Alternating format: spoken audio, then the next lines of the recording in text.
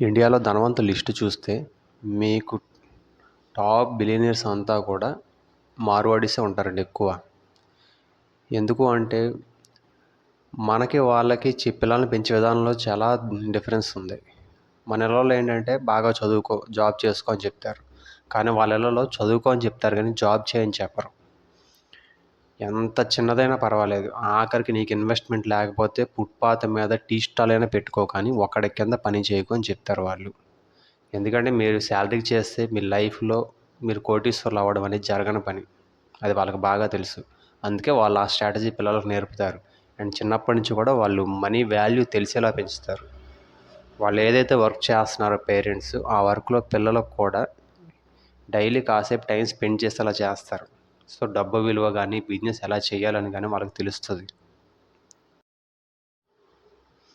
వాళ్ళు ఎట్టి పరిస్థితులు కూడా వృధా ఖర్చులు చేయరండి. వాళ్ళు పనికి రానిది అంటే దాంట్లో రూపాయి కూడా ఖర్చు పెట్టరు. వాళ్ళు రూపాయికి 100 రూపాయలు ప్రాఫిట్ తెచ్చుకునే విధంగా ఉన్న చోటే వాళ్ళు రూపాయి ఖర్చు పెడతారు. అనవసరమైన వ్యసనాలకి వాటికి ఖర్చు పెట్టరు.